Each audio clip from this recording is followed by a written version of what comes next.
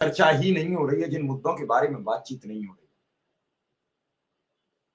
शुक्रवार को supreme court का एक बड़ा फैसला सामने आ गया और ये फैसले को लेकर सुप्रीम कोर्ट कौन गया था, क्यों जाना पड़ा सुप्रीम कोर्ट, या फिर जिन राज्यों में लागू कर सकती थी सरकार वहां लागू क्यों नहीं किया, ये कई सवाल जेहन में गूंज रहे हैं।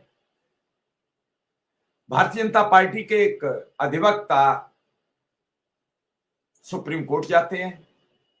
वो सुप्रीम कोर्ट में याचिका लगाते हैं कि नई शिक्षा नीति बीजेपी कुछ अमुक राज्यों में क्यों नहीं लागू कर पा रही है या सरकार क्यों नहीं लागू कर रही। लेकिन वो ये नहीं बता पाए और इस बात पर वो चर्चा नहीं करते कि जिन राज्यों में भाजपा की सरकार है उन्हें वहां लागू करने में किसने रोका है।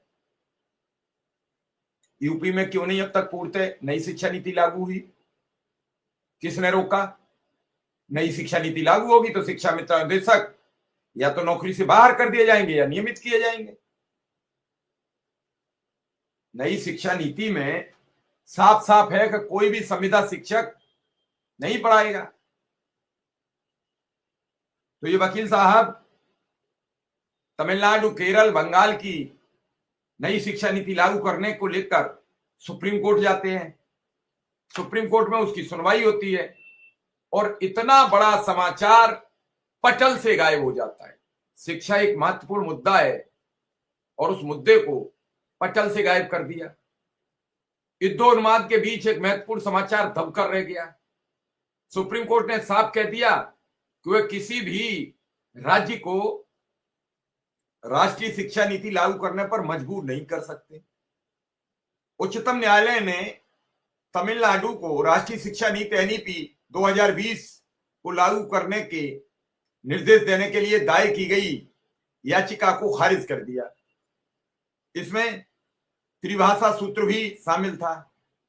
Justice JB Pardiwala, justice R Mahadevan की न्यायिक पीठ ने कहा कि कोर्ट संविधान के अनुच्छेद 332 के अंतर्गत तहत किसी भी राज्य को एनईपी यानी नेशनल एजुकेशन पॉलिसी अपनाने के लिए मजबूर नहीं कर सकते। अब आप सोचिए, समझिए, देखिए नई शिक्षा नीति को लेकर कितना बड़ा बवंडर बनाया गया। और उसी नई शिक्षा नीति को लेकर कोर्ट यानी सुप्रीम कोर्ट कह रहा है, सर्वोच्च अदालत, कि हम किसी भी राज्य को लागू करने के लिए बाध्य नहीं कर सकते। नई शिक्षा नीति अगर लागू होती है तो अनुदेशक और शिक्षा मित्रों की आधी समस्या का समाधान हो जाएगा, लेकिन लागू कब होगी ये किसी को पता नहीं। और इसी ना लागू होने में उनका कितना नुकसान है ये वही जानते हैं। मैं ये आपको समझाने का प्रयास कर रहा हूं कि जहां भाजपा की सरकार है वहां भाजपा अनुदेशक, शिक्षा मित्र, संविदा शिक्षकों की इनकी बात नहीं करेगी। लेकिन जिन राज्यों में भाजपा की सरकार नहीं है वहां शिक्षा कर्मियों को, वहां शिक्षा विभाग को, वहां शिक्षा की नई नीतियां लागू कराने के लिए इतनी उतावली है कि आप सोच नहीं सकते। सुप्रीम कोर्ट चले गए, सुप्रीम कोर्ट से नीचे नहीं रुक रहे। लेकिन क्या जहां जरूरत है लोगों को कि सरकार न्याय दिलाए, क्या वहां के किसी समस्या को लेकर सुप्रीम कोर्ट जाना चाहती है सरकार कि शिक्षा विभाग की यह समस्या का हम निस्तारण करा दें, हम शिक्षा विभाग को दुरुस्त कर दें, शिक्षा विभाग को बहुत अच्छा कर दें? क्या इसको लेकर सरकार कुछ करना चाहती है? और एक ऐसी जो सुप्रीम कोर्ट ने टिप्पणी की वो हैरान कर देने वाली थी। उन बीजेपी नेता से सुप्रीम कोर्ट ने पूछा जो खुद पेश ही हुए थे, बेंच ने याचिकाकर्ता से पूछा जो खुद ही पेश हुए थे, आप हैं कौन? राष्ट्रीय शिक्षा नीति से आपका संबंध क्या है?